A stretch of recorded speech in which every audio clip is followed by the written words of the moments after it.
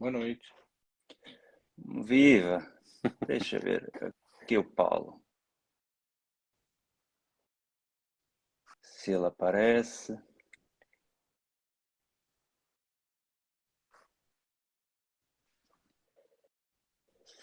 Eu acho que o Paulo não Está a quer. tentar. Deixa ver. Estou a tentar partilhar. Ok, já está partilhado no meu. Diz que o Paulo está a olhar, está a ver. Eu quero é que ele entre, não é Já só ver. está a entrar agora mesmo. Olá, Já ora entrou. viva. Boa noite. Boa noite, boa noite. Cumprimentos até Roma.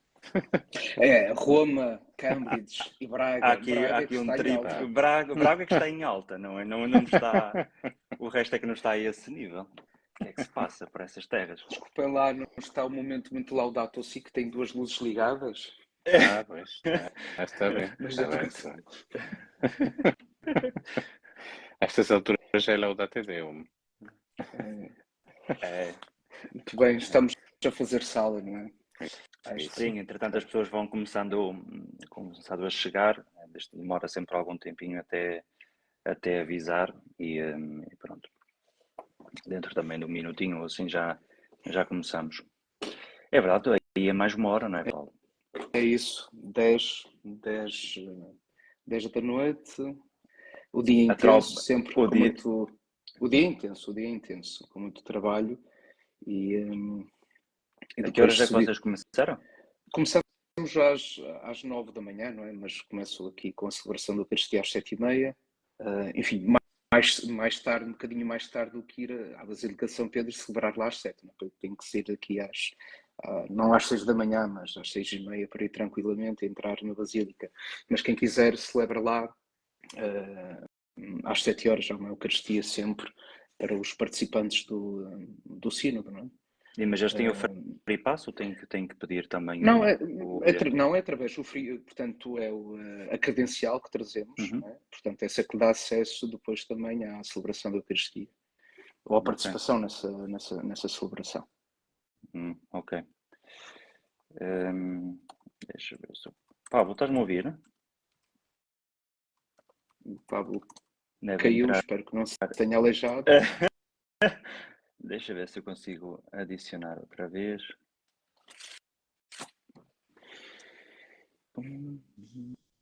Consegues ouvir agora? Já estou de regresso. Sim, não tem a ver com os auriculares, é que recebi uma mensagem e abriu-me automaticamente a janela e depois ao regressar não consegui ouvir. Tá bom. Se calhar vamos ter Já estes estou imprevistos bem. pelo meio, desde que não seja eu a cair. Se for eu, retomem bem continuem vocês. Está bem, olha, só explicando, nós temos a ideia deste encontro era de facto termos uma conversa informal sobre agora que iniciou a primeira Assembleia do Sínodo sobre a sinodalidade. Cada um de nós tem uma área de saber, uma perspectiva diferente, mas interessa-se ser um momento informal.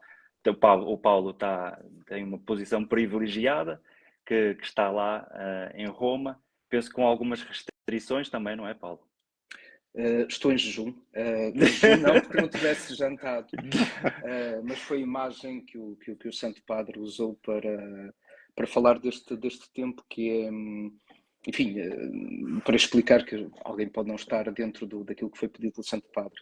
Portanto, o regulamento não permite que os participantes... Eu não sou participante, sou colaborador, também quero explicar isso. Não pensem que eu estou nos círculos menores, que participo nas congregações gerais, ou seja, tenho a palavra, eu posso falar ou votar até.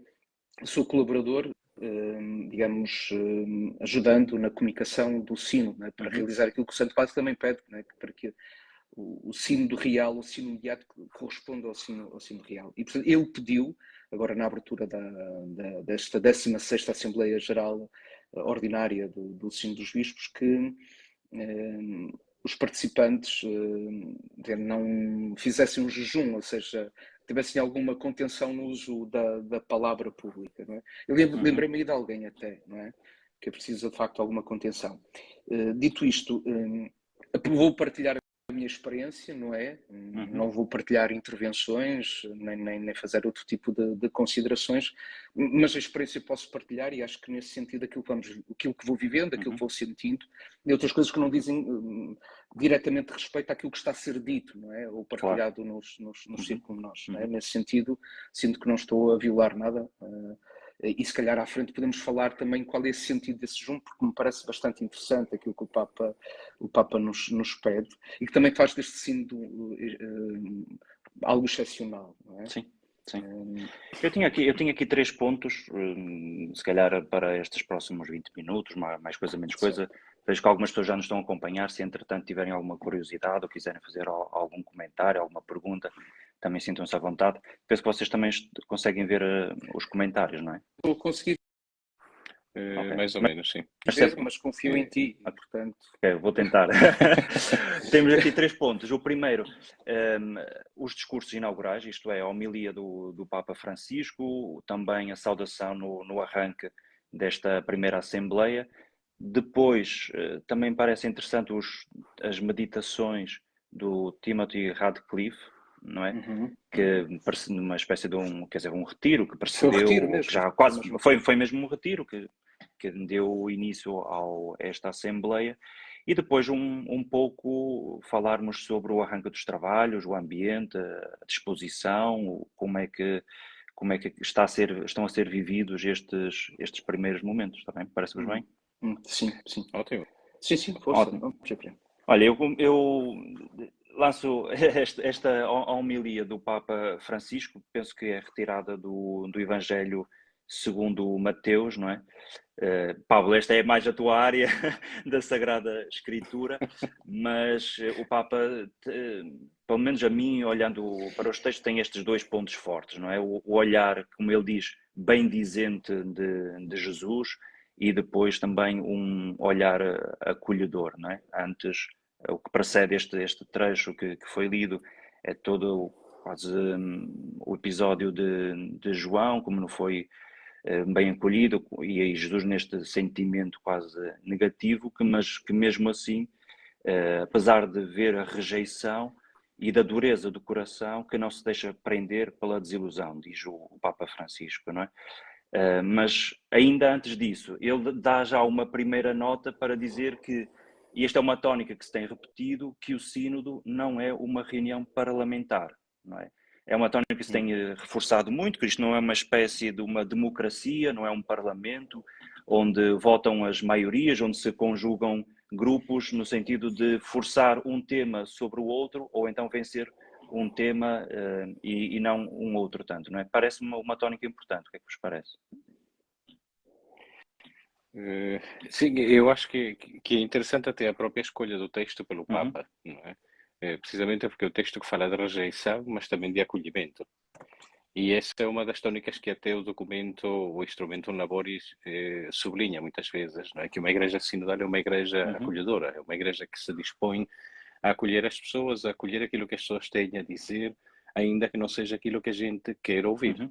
E essa é uma das coisas que me parece mais importante neste processo sinodal.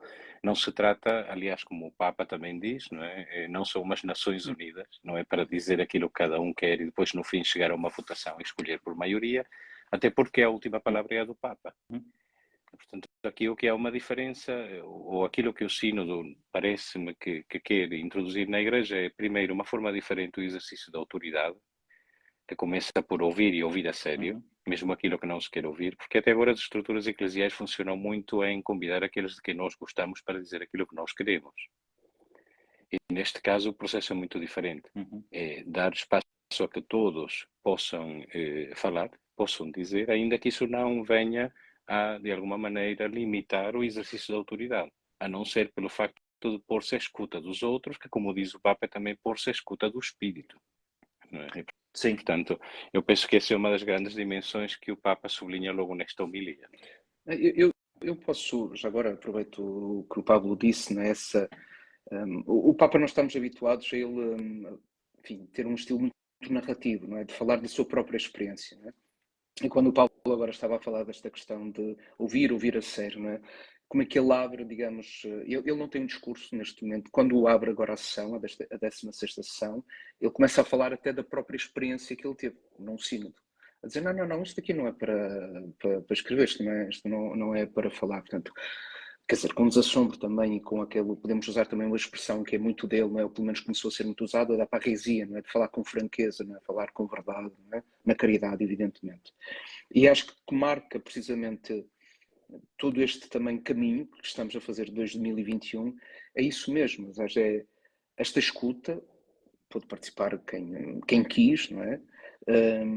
Enfim, nem todos foram muito ativos, mas é uma escuta real das pessoas. Como está a acontecer e, digamos, em toda a metodologia que foi adotada nesta Assembleia. E eu gostaria também de sublinhar duas palavras, porque ele é a partir de bem dizer, não é? Dar graças ao Pai, não é? E de acolher.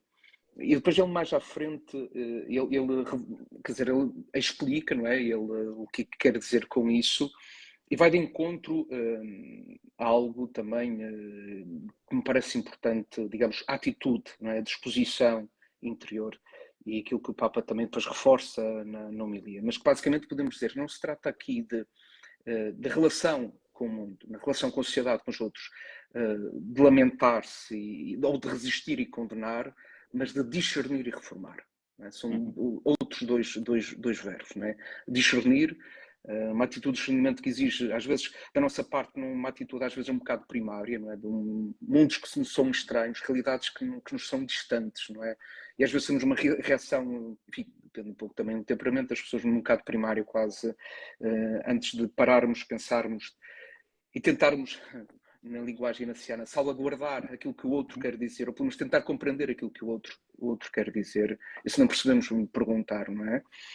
E se for errado, depois também corrigir, mas que vai de encontro, digamos, aquilo que o Sino desde o início tem feito, e sublinho isto, que é escutar as pessoas. E escutando as pessoas, escutar também aquilo que é o que o Espírito Santo, não é? Se decantar aí que, de facto, o Espírito Santo está a dizer à Igreja.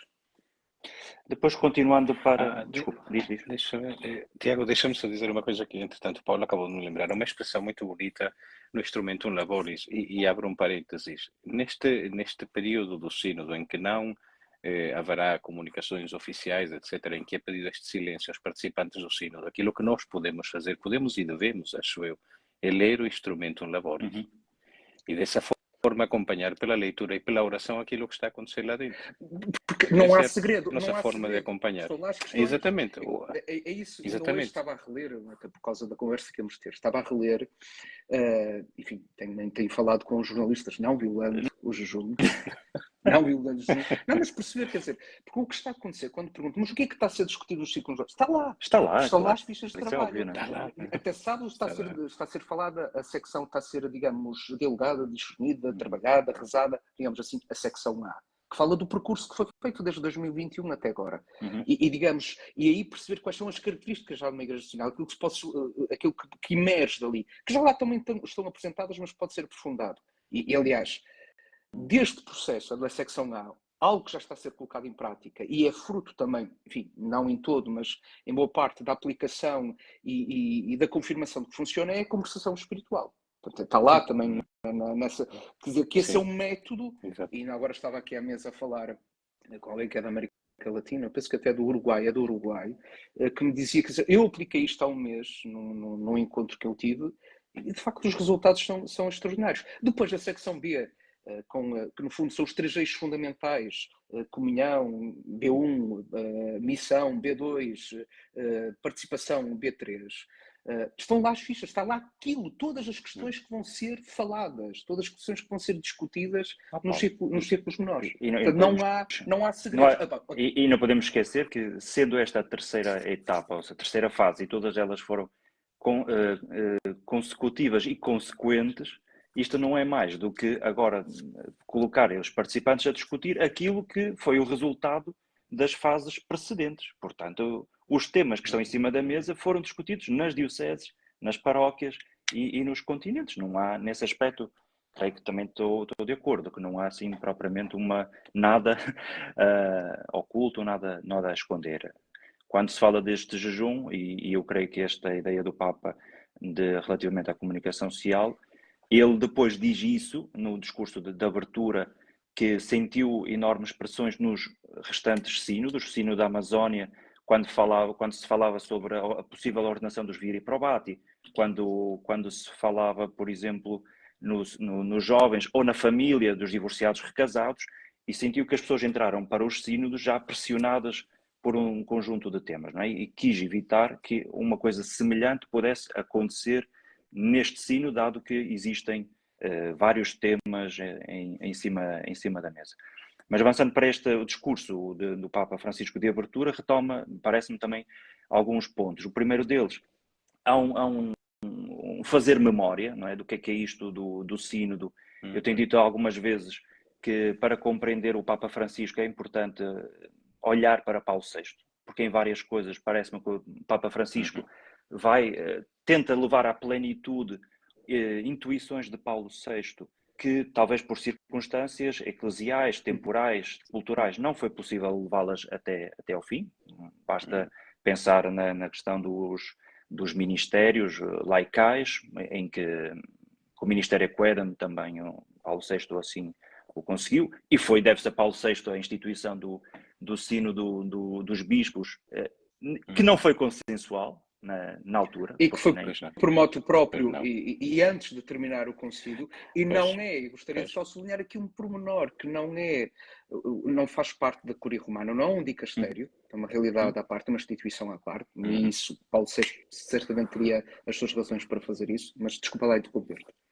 Não, é isso, quer dizer, que já na altura não foi consensual esta história, este discurso sobre a colegialidade, tal como hoje, por ser uma novidade, se fala sobre a mesma coisa sobre a sinodalidade. Mas há um pormenor que me parece interessante que ele afirma, é que após o sínodo da Amazónia, houve um inquérito aos bispos sobre qual deveria ser o próximo tema, e ele diz que foram eleitos 3 temas, por ordem de preferência. O primeiro era sobre os padres, o segundo sobre a sinodalidade, e o terceiro, diz ele, acho que era um tema sobre uma questão social, não é? Mas pronto, que este era o segundo tema. Por isso, quando em algumas circunstâncias diz que este e é verdade, que é uma iniciativa do Papa Francisco, mas ao mesmo tempo ele afirma que os próprios bispos também querem falar sobre isto, ou que acham que chegou o tempo de se falar sobre a sinodalidade como uma marca da Igreja, não é?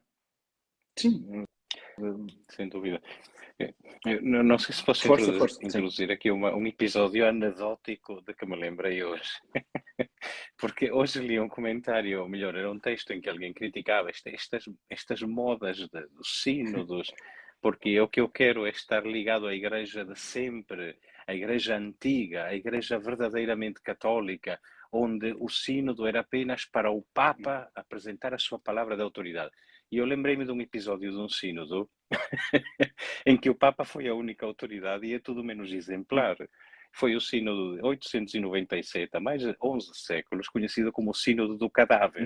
Que as pessoas que já passaram pela história da Igreja sentem que este é um dos episódios mais tragicómicos da história da Igreja, em que o Papa Estevão VI ou VII, porque até nem sequer há coincidência quanto ao título que este Papa utilizou, o número, o Papa Estevão VI, digamos, decidiu desenterrar, literalmente exumar o cadáver do seu antecessor, o Papa Formoso, e julgá-lo na Basílica de Latrão. E puseram o cadáver do seu antecessor com as vestes pontificais, foi condenado e, por fim, cortaram-lhe os dedos da mão direita, que é a mão utilizada para dar as bênçãos, cancelaram. Não te contestou. E ele não teve oportunidade de se defender. Portanto, este modelo do sino da Igreja Antiga não era perfeito. Pablo, já agora... Isto para os saudosos, não é? Pablo, tu que és o mestre, eu vou tratar por mestre, nós conhecemos o mestre de Israel. É importante a sinodalidade no livro dos Atos dos Apóstolos, como todos participavam nas decisões, isso é claro, não é? Aliás, enfim, o momento da escolha até do sucessor de Judas Iscariotes, se podemos pensar na decisão portanto, de ter diáconos, não é? O próprio concílio de Jerusalém. Exatamente. Paulo, a propósito dessa história, não é? Há aqui um pormenor muito interessante que é, eu agora não tenho a certeza e não tenho aqui o livro. Tenho o livro usados, mas não vamos perder agora Não vai perder tempo. o pouco tempo que Temos mais temos 10 a minutos. procurar 10 os minutos. Temos mais. É que isto pode ter uma segunda mas é só edição, para se for referir chato, isto, não é? ou se formos Quando, chatos, quando, desculpa. quando se trata da escolha, quando se trata da escolha, quando se trata da escolha no Antigo Testamento de algumas personagens, ela é feita deitando as sortes. Uhum. Era assim que se fazia a escolha com o Turim, o Urim e o Tumim, as duas pedras sagradas que o sumo sacerdote tinha no seu peitoral, não é? Mas quando nós chegamos ao livro dos Atos, é a partir da oração que fazem a eleição dentro da comunidade. Portanto, é um processo no qual a voz do Espírito vem através da voz dos membros da comunidade.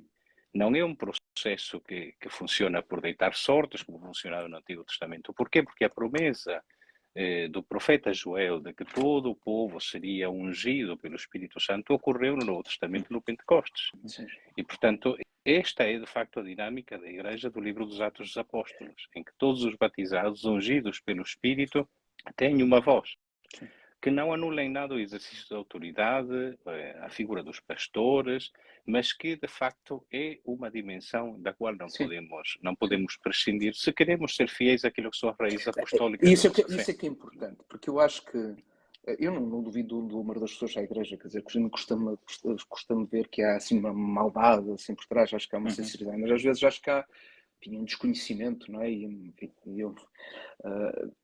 Mas eu acho que isto é necessário, bom, já agora a ideia também tínhamos eu e o Tiago falado e acertamos este também contigo, este encontro, mas acho que é importante aqui o que nós estamos a fazer e acho que é importante, que já devia ter sido feito antes também, que é são estes momentos, enfim, mais ou menos informais, que seria em que olhamos para a história da Igreja. Não percebemos que não está a ser inventado nada, até, não é? Que depois é preciso adequar à realidade, à cultura que somos, não é? Ou que temos. Mas isso, por isso é que puxei esta questão dos Atos dos Apóstolos, precisamente, não é? Porque não está a ser inventado nada. As pessoas participavam, todas eram chamadas a participar. E se pensamos no Concílio de Jerusalém, o quanto foi um tema fraturante sobre, até para o futuro do cristianismo, não é? Aquilo que o Timóteo fala nas meditações. Ali, ou poderíamos estar em transformar-se numa seita, não é? Claro.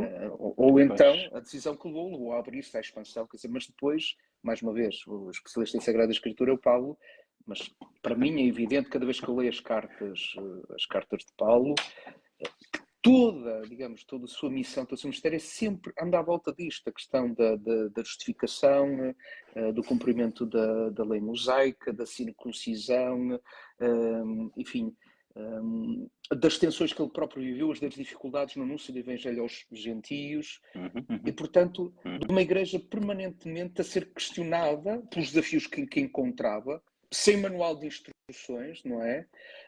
E que exigia, não é, permanentemente oração, mas ao mesmo tempo digamos assim, uma luta, não sei, mas uma necessidade de correr riscos, não é? Também ao mesmo tempo, acho que não estou a ser errado, não estou a dizer mais nesse sentido, porque e a construção de um pensamento para justificar, para Paulo justificar a sua missão, as razões, não é? Também da sua missão, no meu entendimento. Avançamos para estes temas do Timothy Radcliffe, ainda que não, claro, obviamente não temos tempo para todos, e se quiserem escolher algum deles, se os leram, eu espero que sim, acho que sim, tenho certeza que sim. E para mim, acho que pelo menos logo as duas primeiras meditações. Primeiro, eu gostei do tom do Radcliffe, porque ele foi muito pragmático, na minha opinião, ao perceber que há tensões reais, de algumas fações pondo nomes, ramos um pouco mais conservadores, outros mais modernistas ou progressistas, e Radcliffe procura aqui apaziguar ou pelo menos centrar as coisas naquilo que é essencial, não é? E desde logo até antes disso, o Víctor Fernandes, o prefeito para o dicasterio da doutrina da fé, já tinha avisado que se alguém tem expectativa que nesta primeira Assembleia venha a acontecer alguma mudança radical, drástica no rumo da Igreja, não vai acontecer, não é? E seguramente não vai ser nesta primeira Assembleia. E Radcliffe, por exemplo, a primeira meditação tem a ver com isso, a questão da esperança, não é? E que há esperanças contraditórias. E chega mesmo a afirmar que se calhar há algumas esperanças que nem sequer são lícitas. Alguns esperam que a Igreja seja dramaticamente alterada, que se tomem decisões radicais, e depois ele dá vários exemplos, enquanto outros esperam que nada, que nada se mude. Não é? Mas a verdadeira esperança é aquela de trabalhar e de esperar que o próprio Espírito fale o que tem a dizer sobre a Igreja e sobre o rumo da Igreja, porque estamos no centro daquilo que é a sinodalidade. E por isso é que eu ligo à segunda meditação, que é para mim uma continuidade desta primeira, também muito bonita, sobre a casa de Deus e Deus fazer casa em nós. Ele volta a afirmar que nós chegamos a este sínodo com expectativas até conflituosas, e há uma imagem bonita que ajuda a enquadrar melhor que mesmo aquilo que nós dizemos, que são grupos mais conservadores, onde ele, por exemplo, fala sobre as tradições, devoções, a firmeza da doutrina, as estruturas, a linguagem. Esse é o ambiente que se sentem em casa. E por isso deve ser também respeitado, porque também é o seu conforto, quer dizer, é a sua casa. Mas ao mesmo tempo ele diz, um conjunto outro de pessoas, por exemplo, que divorciados recasados, LGBTQ+, e quem sofre de outro tipo de abuso, ou quem tem uma esperança de ter uma voz ativa na Igreja, que não sentem esta Igreja ou este modo de estar em Igreja como sendo a sua casa. E, portanto, não podem ser simplesmente recusadas, se não se pode recusar ouvir a sua voz, correndo o risco de expulsar desta casa que não é nossa, mas que é de Deus, não é? Eu gosto muito, por exemplo, das saudações que Paulo faz às comunidades, quando ele diz, de Corinto, não é? À Igreja de Deus em Corinto. Este Eclesia tu Theu, a Igreja de Deus, diz logo de quem é a Igreja. Não é minha, não é dele. Não, eu estou vendo. O Paulo tem a Bíblia atrás, eu ali.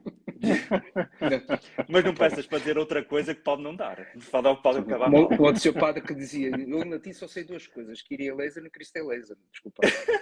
Que é grego já agora. Já é grego. E perante isso, a única missão que há é de cuidar e de salvaguardar de uma coisa que nos foi confiada para tomar conta, não é? E no meio destas tensões, penso que é esse o propósito de Radcliffe, não é? De como é que podemos fazer caminho, e ele até usa a imagem da transfiguração, um caminho que fazemos em conjunto, mas que saímos transfigurados, saímos pessoas diferentes daquelas de qual iniciamos. Às vezes nós achamos que é necessário um trabalho prévio para conseguir, por exemplo, para chegarmos a um consenso, quando aqui a metodologia me parece diferente. É que o próprio caminho, a experiência do caminho é aquela que nos permite transformar. Não é? E daí essa ideia da transfiguração. Parece-me, não é? Eu acho interessante na questão das esperanças, não é? E das expectativas, daquilo que as pessoas pensam, de que é que vai sair daqui do Ciro, etc. Acho de facto essa expressão de que não se esperem daqui mudanças radicais paradigmática, não é? Mas eu tenho uma esperança em relação às consequências do sínodo, que é essencialmente esta, que este tipo de metodologia possa de facto começar a descer de cima para baixo para as outras estruturas da Igreja. E eu penso, por exemplo, em duas coisas muito concretas, não é? As nossas duas igrejas locais de Braga e de Viana. Em Braga, se não estou em erro, foi 94 a 97. Sim. Em Viana, se não estou em erro, foi 2000 a 2003. Viveram sínodos diocesanos. Portanto, esta não é uma novidade.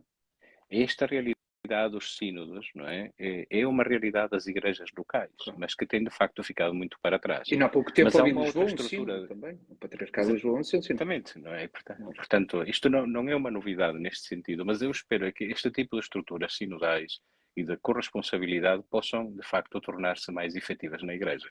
E as outras estruturas, que essas eu sinto com alguma dor quando olho até para um passado relativamente recente, é a morte dos conselhos pastorais, a nível paroquial e a nível diocesano. Tornaram-se estruturas cada vez mais inexistentes, não é? E há poucos anos atrás ainda existia um certo esforço nas comunidades paroquiais, pelo menos em algumas, de ter conselhos pastorais. E neste momento eles quase não existem. É verdade que isso também está muito associado à questão da acumulação de paróquias por o mesmo padre, mas ainda assim, por exemplo, a estrutura dos conselhos pastorais interparoquiais não entrou. E, portanto, enquanto os conselhos económicos são obrigatórios pelo direito canónico, portanto, existem mais ou menos em todas as paróquias, este tipo de estruturas consultivas não existem. Sim. E, de facto, eu espero que esta metodologia do sínodo, esta obrigatoriedade moral e espiritual de ouvir o povo de Deus, se torne cada vez mais transversal a todas as áreas da Igreja. E esse sim, penso eu, que poderá ser um fruto do sínodo do qual nós podemos esperar, legitimamente esperar, e não esperar que venha de cima para baixo, a não ser pelo exemplo que depois possa ser posto em prática nas várias realidades eclesiais. Eu hoje estava outra vez a ler aqui o report do dia de hoje. De facto, há ali uma coisa que me fez pensar, que é sobre, primeiro, às vezes nós achamos que são impossíveis as mudanças e, portanto, isso seria muito mais difícil implementar uma mudança a este patamar do Vaticano, não é? Da mais alta esfera. E estamos a falar do sínodo dos bispos, mas aquilo que eu hoje estava a ler e a pensar é isto da participação a título de votos, não é? Seja de diáconos, presbíteros, leigos, religiosos, mas esta expressão de dizer a título de direito pleno, quer dizer, já são participantes plenos, não são uma espécie de convidados, ouvintes ou peritos que são convidados a escutar, mas já são de direito pleno. Tem sobre isto, Paulo, alguma...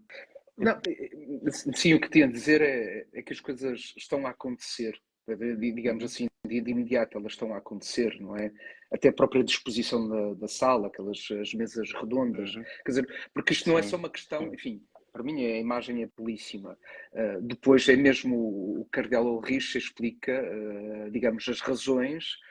Interessante, quer dizer, ajudam também no diálogo, não é? Porque vai ser, que é necessário, é sim. Portanto, eles não saem dali da sala já agora. Isto eu posso dizer, eles não saem ali da sala, eles permanecem sempre naquela sala. Quem alguma vez entrou na aula sinodal, não é?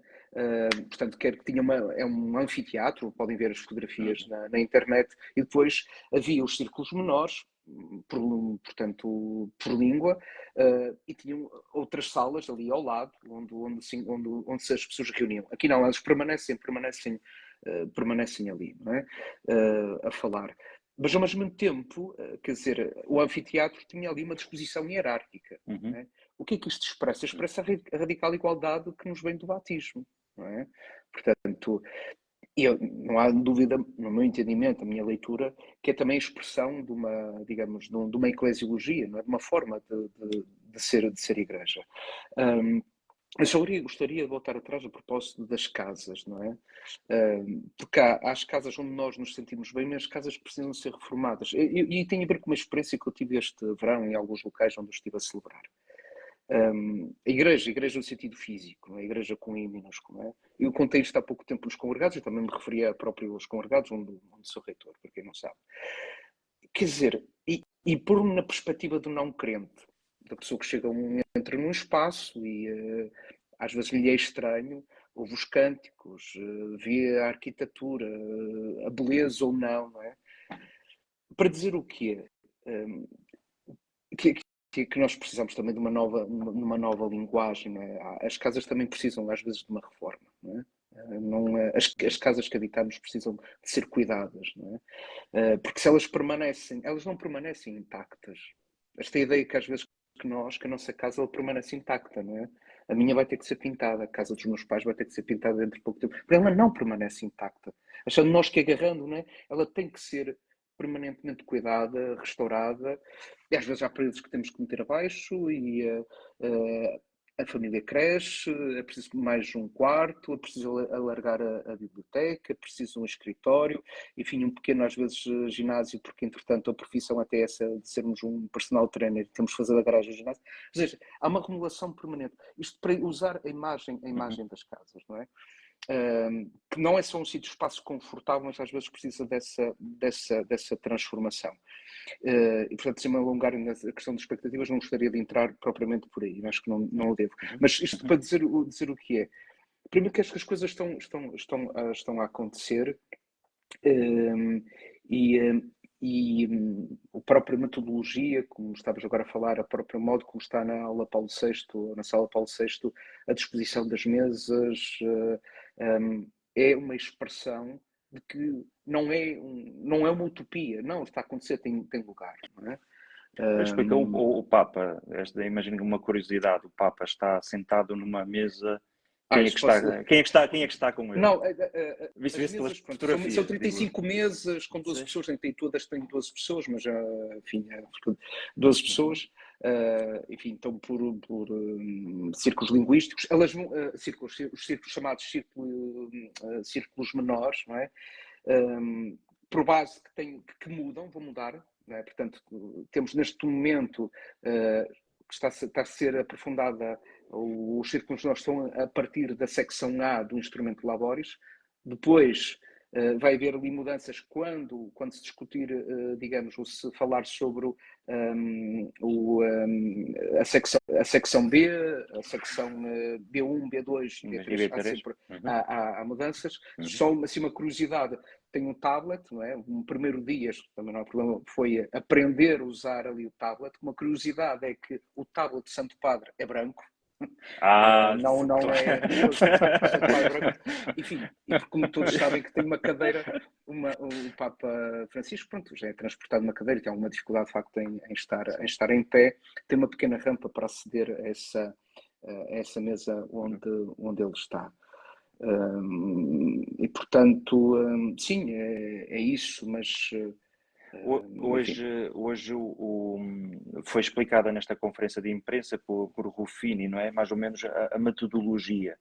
Ele, se eu bem entendi, que no final de cada uma das secções que será elaborado um pequeno resumo, é isso? Para depois ser votado? É um relatório, relatório. Portanto, explicando brevemente, cada secção tem duas sessões de círculos menores. Portanto, o dia de hoje foram a secção A, 2 círculos menores, amanhã tem 2 congregações gerais. E termina a secção com a entrega do relatório de cada círculo menor depois de ter sido votado e, portanto, sendo atingida a maioria absoluta. Não é? Ou seja, mas eu gostaria agora de salientar, e aqui porque acho que no futuro vai ser importante, acho que aqui eu gostaria de dizer isto, que é, se calhar começamos a pensar num dicionário de sinodalidade. E porquê eu agora vou dizer isto? Porque ali neste relatório, vão expressas os consensos, as divergências, as tensões e as questões em aberto. Não é? Portanto, não é só, digamos, o que é que foi, o que é que disse, um resumo, quer dizer, é importante que as pessoas percebam isso, não é? O que permanece em aberto está em aberto. Onde divergimos, onde sentimos que há atenção, onde de facto todos comungamos, não é? E entendemos. Sim, não sei se podemos ter melhor disto como metodologia, não é? Depois, e nas congregações gerais, há intervenções livres, cada um pode há um relator, há sempre um facilitador e perito que está ali, que ajuda, digamos, a que haja o diálogo, que seja feita, digamos, a conversação no espírito. Há depois um relator que é escolhido, votado ali, elegido entre aquele círculo menor. o facilitador e o perito, esse já é facilitador-perito, digamos assim, é um esperto, e facilitador é uma só pessoa, não é? É a Secretaria-Geral que o nomeia. O relator é aquele que vai ler aquilo que digamos... há também um secretário, desculpa lá, facilitador e perito, portanto, uma só pessoa, há um secretário e uma secretária, e há um relator ou uma relatora. Não é? E depois isso é lido, não é? Lido na congregação geral, há intervenções livres, há esse documento que entrega no fim. Quando passarmos à secção B, com as fichas de trabalho, digamos, sobre a comunhão existem 5 fichas de trabalho, não é? Não vão todos os círculos menores trabalhar essas 5 fichas, não é? Cada um vai trabalhar uma, ainda que possa acontecer que seja que a mesma ficha seja repetida noutros círculos, não é? E aí temos mais uma vez, duas sessões de círculos menores e 3 congregações gerais. E no fim, mais uma vez, o relatório, esse documento que é entregue à Secretaria-Geral. Portanto, nas 3... E diz-me uma coisa, este relatório final, Sim. digamos, no final desta primeira assembleia, a síntese, depois, o que é que vai acontecer entre o final desta primeira Assembleia e a Assembleia final, não é? Relativamente a esse documento. É sabido, não? Entrega ao Santo Padre. Okay. Isso entrega ao Santo Padre. E depois ele decidirá. E ele depois decidirá volta como àquilo fazer. que o Pablo disse no início. Portanto, o Santo Padre é que entende, não é? Onde é que ele... eu no outro dia... estava um pico... Agora, apresentei uma pequena escola de sinodalidade, estou a traduzir, mas tem a ver com um congresso que aconteceu em Florença. E, portanto, tenho aqui um texto do António Spadaro, do padre António Spadaro, que até há pouco tempo diretor da Civilitar Católica e agora secretário da Congregação para a Educação e Cultura, presidida pelo cardeal Tolentino, em que ele fala a questão do sino da Amazónia, a questão dos viri probati e tal, que basicamente é perceber que ali... Agora não sei a expressão certa, eu gostaria de ler, portanto também não quero dizer nenhuma asneira. Mas basicamente que o Papa ouviu, mas aquele céu limpo, digamos assim, deixa-me dizer, não existia. Não é? Perceber quando aquilo que está em jogo é discussão, disputa, do que propriamente a ação do espírito, não é? Ou seja, a ter atenção àquilo que é o conflito, a divisão, e não a procura da unidade, da comunhão, não é? E portanto ele sentiu que não era, enfim, não tinha chegado o tempo. Chegado o tempo. Portanto, tinha que estar ser sempre o Papa, não é? É com Pedro e sob a autoridade de Pedro que nós estamos. Não é? E é o Papa. Não há igreja, é este o Papa, é o Papa Francisco. E, portanto, será entregue ao Papa e depois ele decidirá. O que está lá escrito, mais uma vez, também aquilo que é preciso ler o instrumento de Laborges, quando nós chegamos às fichas de trabalho, neste momento, esta fase esta Assembleia, próximo que vai acontecer, é para digamos, ver quais são os passos concretos. A expressão mesmo é passos concretos que o Espírito Santo nos chama a tomar. Portanto, não pode ser esperado. Quais, não sei.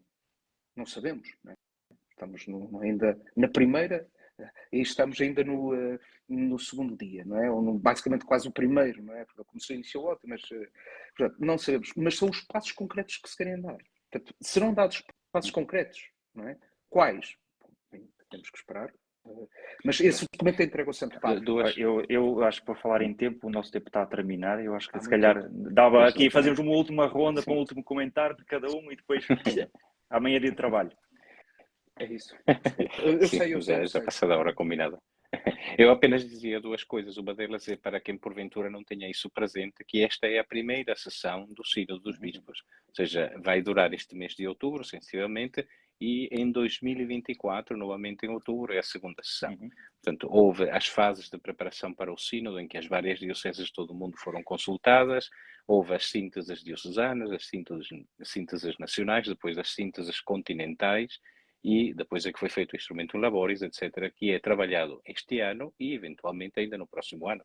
Mas o sínodo não acaba este ano, continua no próximo ano, numa segunda sessão. A outra coisa a dizer era uma expressão que o padre Radcliffe utilizou, que era sensivelmente isto: a nossa esperança é uma esperança eucarística. Ou seja, é uma esperança que é uma realidade de facto já hoje, de que o sínodo em si mesmo está a acontecer. E essa já é uma realidade, que é algo que a nossa esperança nos permite experimentar de facto, não é? Mas como a própria dinâmica da Eucaristia, ela é também uma realidade escatológica. E, portanto, nós não esperamos que o sínodo vá concluir e realizar definitivamente aquilo que a Igreja deve ser para responder ao chamamento de Deus e à necessidade do mundo no nosso tempo.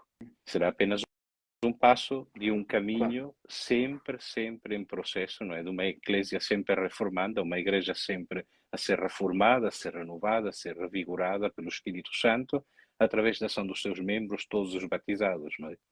Mas que não é uma realidade que vai chegar ao fim e vai ter terminado a sua missão. O sínodo é apenas um destes passos da vida da igreja que está sempre a acontecer. E a nossa esperança é nesse sentido, eucarística e escatológica, não é? É para o presente, mas também apontando sempre para um futuro cuja plenitude não alcançaremos enquanto formos igreja peregrina sobre esta terra. Vou falar sobre o jejum. A mim não vou falar sobre o jejum porque eu estou sobre o jejum. Não, dizer que a mim custou, enfim, houve várias reuniões preparatórias da Comissão, portanto o Papa está decidido, e eu, com o passar do tempo, estou a perceber, e acho que o que há de belo neste jejum é uma afirmação de que isto não é um Parlamento, de que não é como as nossas comissões de inquérito que são transmitidas na Assembleia TV, não é? A Assembleia da República tem um canal, não é? Nem estamos a ver o debate parlamentar. É celebrativo, celebra-se o sino, estamos a celebrar, estamos sob a ação do Espírito Santo, na escuta uns dos outros, e é uma conversa também de família. E nas conversas de família, há coisas que o pai e a mãe discutem que os filhos não sabem, nem têm que saber. Nem tem nada a ver com isso. Nem tem nada a ver com isso. Não é voltar as costas ao mundo. O cardeal Ulrich dizia-nos em Braga, numa entrevista que as pessoas podem ver na DMTV, não é?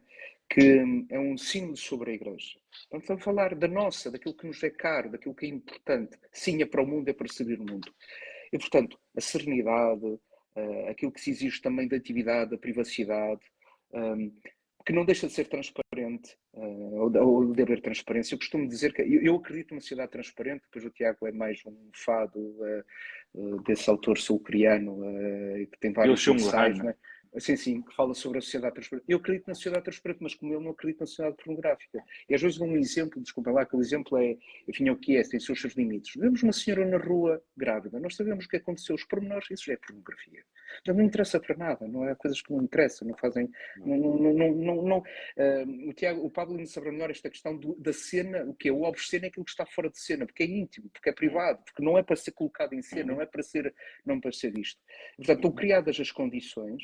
Não sei até que ponto isto vai ser possível viver, eu espero que seja possível viver, não é? Com seriedade, mas acho que isso é uma conversa de família, orante, mas não deixa de ser uma conversa, e isso também demonstra a excepcionalidade deste sino. Uma outra coisa importante que me parece no futuro ver e analisar é como chegamos aqui no pontificado do Papa Francisco, como o sino foi evoluindo, porque isso dá para perceber também a excepcionalidade do momento que estamos a viver e na história da Igreja. Eu queria realçar um último aspecto, que isto é para além da dimensão quase teológica, eclesial e excepcionalidade, mais uma vez, do momento que estamos a viver, parece-me também importante para todos nós aprendermos e observarmos a pedagogia, não é, que está a ser implementada.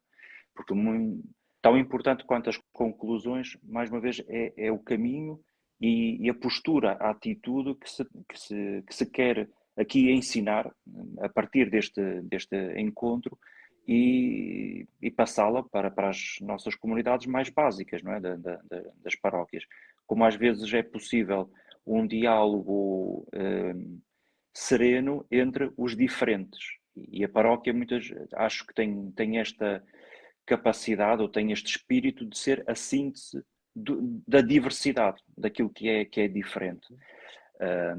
Por isso, se calhar, mesmo não entendendo tudo, ou não tendo acesso aos documentos, ou não entendendo bem, acho que pedagogicamente aquilo que está a acontecer pode ser muito relevante até para o dia da manhã. Seja para nós enquanto sacerdotes, e o Papa tem insistido muito esta questão do clericalismo, também de aprendermos a transformar a autoridade não como poder, mas em serviço, mas ao mesmo tempo também como leigos que tenham esta atitude de serem construtores de um único edifício espiritual que é a Igreja, e de serem proativos e também não se retraírem e de facto construir. Portanto, espero que todos nós, enquanto Igreja, enquanto estamos a observar aquilo que vai acontecendo, que pelo menos também possamos crescer.